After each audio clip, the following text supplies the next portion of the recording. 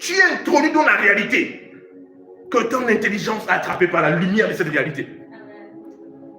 Quelqu'un me suit ici? Oui. Voir en esprit est une réalité pour quiconque est spirituel. Celui qui contemple la parole aura des expériences. Il n'a pas idée. Celui qui contemple la parole va vivre des choses qui va se dire, mais mon Dieu. Si je dis ça, quelqu'un va croire. La parole, quand tu la médites, tu ne peux pas méditer la parole de Dieu, tu es juste ordinaire. Tu ne peux pas contempler les Écritures et être ordinaire.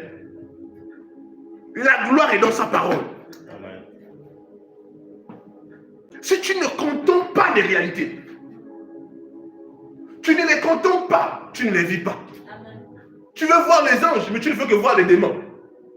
La nuit, tu dors, au lieu de voir un ange, c'est une créature bizarre. Tu te dis, prophète, priez pour moi. Et elle prie. Après ça, c'est calme. Le lendemain, ou 2 ou 3 jours, 4 jours, ça ne fait que revenir. Mais qu'est-ce que toi, tu contemples avec ton intelligence? Tu ne fais que rencontrer toute ta journée avec les copines, papoter, ou sur les séries, les films bizarres, et puis tu es étonné de voir les gens, des rêves et des visions que tu vois. Les présences. Il y a des choses que je peux, si je vous dis, vous êtes choqués. Est-ce que vous savez que la pensée a le pouvoir d'attirer les forces spirituelles? Je vais vous enseigner dessus.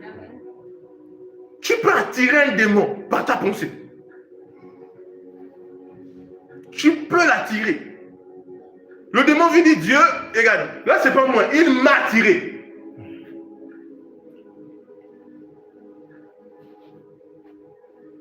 Il m'a attiré. Certains chrétiens ne vivent pas des choses, ils ne comprennent pas. C'est dur. Quand un chrétien dit que la vie chrétienne est dure, tu es paresseux.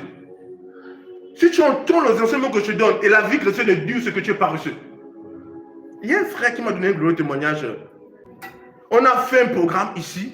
J'ai pris certaines personnes, one by one, j'ai donné des prophéties sur l'entrepreneuriat. Un à un.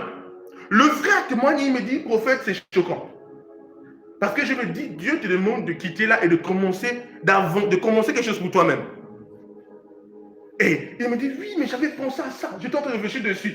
À la fin, qu'il me le dit. Et vous savez ce qu'il me dit? Il me dit, quand il a pris la prophétie, il dit, la semaine là, il a commencé à travailler, il a touché l'argent qu'il n'a jamais touché. Ça, si vous comprenez. L'argent qu'il n'a jamais touché. Parce qu'il a flot sur la parole du prophète. Acclame plus fort possible.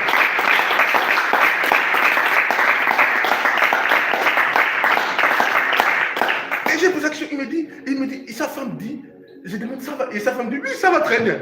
La femme répond même plus vite que lui. Qui me suit ici? Mais qu'est-ce qu'il a fait? Il a flot sur la parole de la prophétie. Mais des fois, je dis, il y a des gens qui écoutaient les choses, mais ça les donne, ok, ça les dormir. Quelqu'un, il entend. Le prophète lui dit de laisser l'affaire qu'il a, de commencer en solo. Il a juste obéi. Et il touche des sommes qu'il n'a jamais touchées.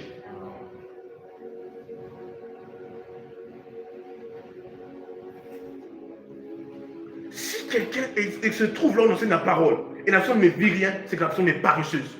Parce que la parole marche. Aucun homme sur cette terre ne peut démontrer à Dieu que sa parole n'est pas vérité. Aucun.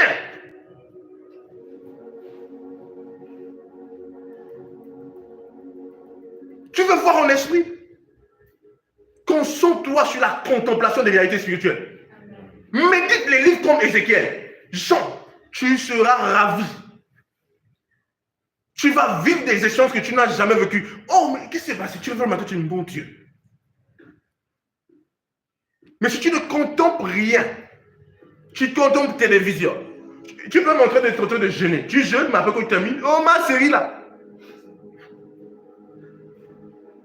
Mon film là. Vous savez, il y a des expériences spirituelles, des transports en esprit que quand j'ai vécu.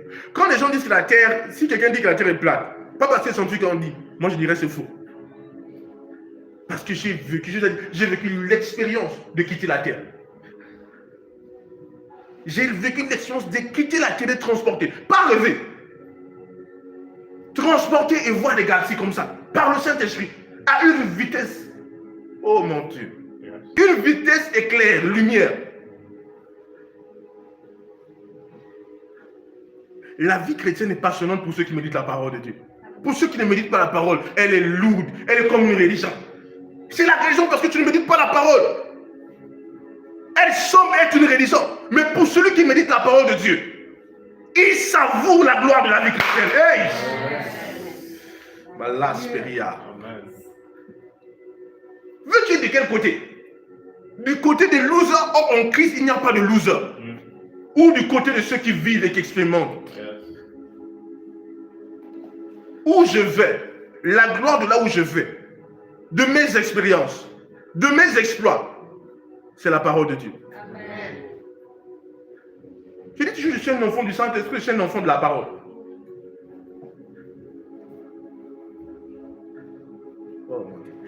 C'est pourquoi quand je vois les gens jouer avec la voix du Père, je suis choqué. Regardez, dans la voix du Père, il y a un dévotionnel vous dit, je dis la parole de Dieu est multifonctionnelle et multidimensionnelle. Ce ne sont pas seulement des choses que je donne. Je dis, plusieurs enseignements de la voix du Père, c'est des révélations de l'Esprit. Pourquoi je le dis? J'ai vécu des réalités terribles avec la parole, des transports. Parfois, j'ai médité un verset comme ça. J'ai médité, fou. Bon, je ne suis pas juste en train de dire que c'est obligé pour toi de connaître les transports. Mais celui qui médite la parole vivra des choses incroyables.